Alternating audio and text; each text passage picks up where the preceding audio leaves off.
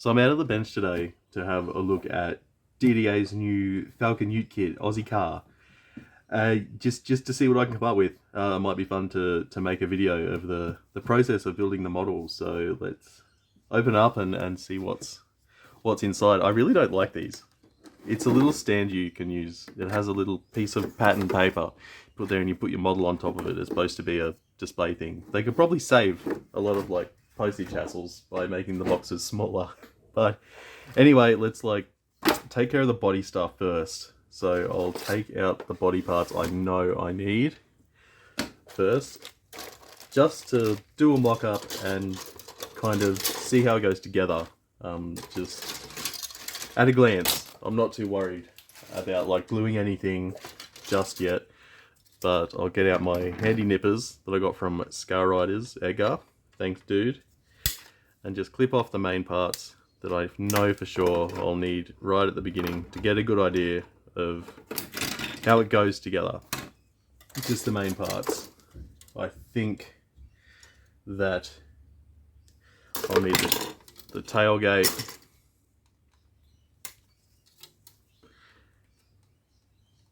and I hope the camera thing's okay. I'm not used to filming stuff, so I think it's sort of in the middle there. So I'll just carefully clip off, leaving some extra plastic when I clip it off, just so I can sand that off later, so it's a nice fit. So there's those pieces, and I'll come back in a secchi when I've got all the pieces ready. I might do a quick time-lapse thingy. Okay, so here's the main parts, the chassis, the tub, the tailgate, and the bonnet.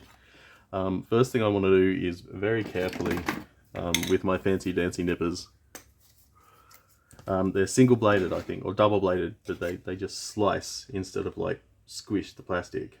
So I'll just carefully snip off the excess of the bonnet here where it came off the sprue, and might give it a quick sand.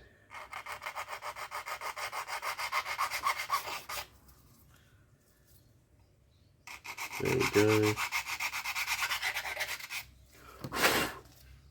Hopefully it fits, we'll see. Yep, fits pretty good. There are some sink marks on the top of the bonnet. I'll have to like sand those out. They're from the ribbing on the underside of the bonnet. It makes them more detailed, but at the cost of it messing with the plastic on the front, on the top rather. But these are based on die-cast molds. So you see how there's holes in the bottom for screws everywhere. They're in the box somewhere. I might get them now. Hold on. Here we go. You get a cute little toolkit when you buy one of these to put it together, because it's based on, like I said, die-cast molds. But get a little screwdriver, and we don't need them, and I don't even know what that is. But yeah, just a bunch of screws, and we will put some of those in just for the mock-up. I just kind of want to get an idea of how it goes together, so I'll do another quick like time jumpy rush thing when I've done that.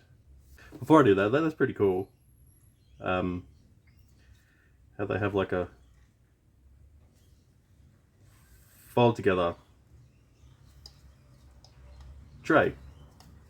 The inside, that's going to be annoying to like glue shut, but yeah, no, I think I like that. I think that's pretty cool.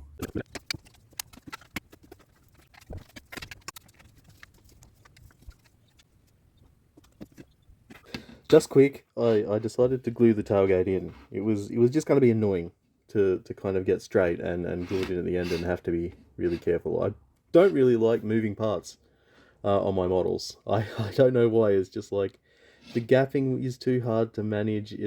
At the end, the gapping doesn't look right, or that something's wrong with the clear coat on it. It's just annoying.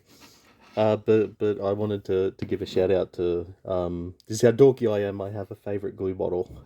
I put packing tape on the label. Just I love this glue bottle. It's got like, the brush is kind of chunky, and it's kind of like more rigid than others, and you can really glob the glue on and really get it in there, you know, to make a proper mess.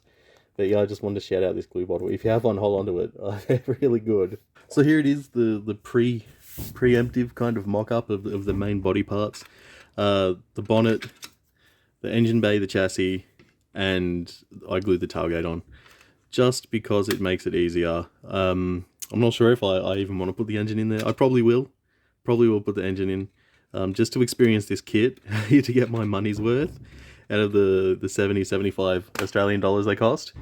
But yeah, at a glance, I'm kind of happy with how it goes together. I think it'll be a lot easier than some others to paint.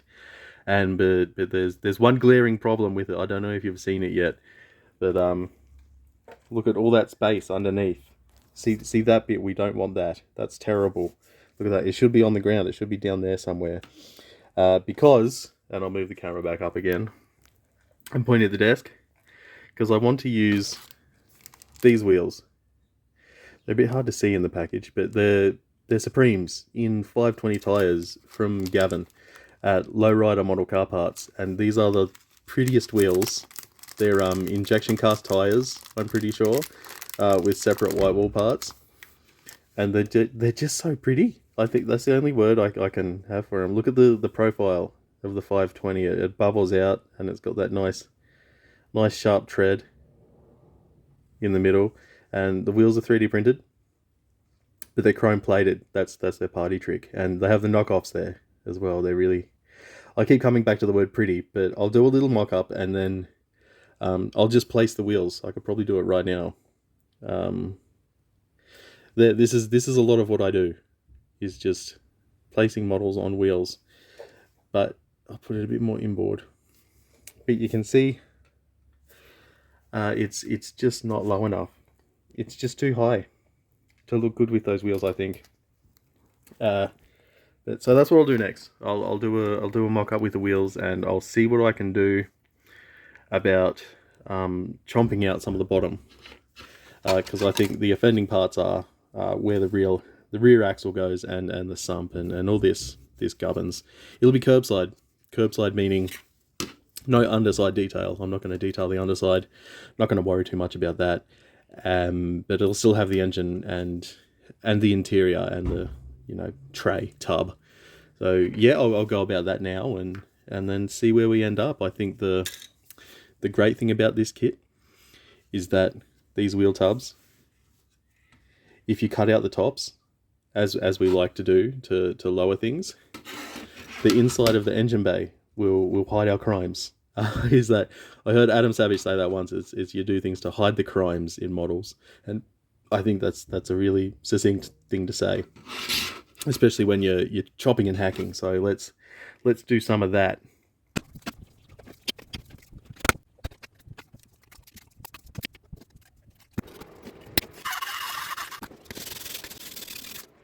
Okay, let's see how we're looking. I cut out just a little bit. I did sand the bottom. I did sand off a couple of the tool bits because I'm not an animal. But yeah, let's do a mock-up and see how it goes. With this, the tub, as far as I can tell, it just kind of sits here. But as you can see in this kit, there's like plenty of room to just cut out the arches, and you'll never know. So yeah, I think afterwards I just glue it and snip these off, and it'll be properly low. Okay, that's looking a lot better. I just undid the screws and made some room, but it's just sitting there for now. But I can glue it up when it's all ready to be put together. So let's find where I put the bonnet and do a proper sort of loose mock-up on the wheels, and see if we like the direction that we're heading in. So this, like I said before, I do this constantly with lots of models. That's why I never finish anything. But here is back one, really loose. Don't really mind if things are a bit cattywampus. One of them looks close enough. Up. Made just enough room. Okay, I'm really liking that. The chassis is doing weird stuff, but yes, that's more like it. I'm liking that a lot. You can see it's got like kind of the bedroom eyes kind of silhouette on that. That's what I always try to go for. is the bedroom eye style. That's just what I call it, but it's just tucking the wheel up in the guard. But I'm really liking the way that looks for now. Next will be making some axles so I can do like a hard mock-up and get the stance set, and then I can start thinking about paint.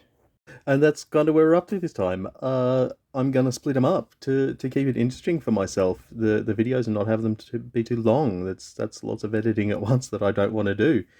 But yeah, next time I'll start on the bodywork using the Sharpie and the sanding sponge, and hopefully get it in primer and really start thinking about what color to do it in. Let's hope it's something cool. If you made it this far, thank you so much for watching, and I'll see you on the next one, whenever that may be.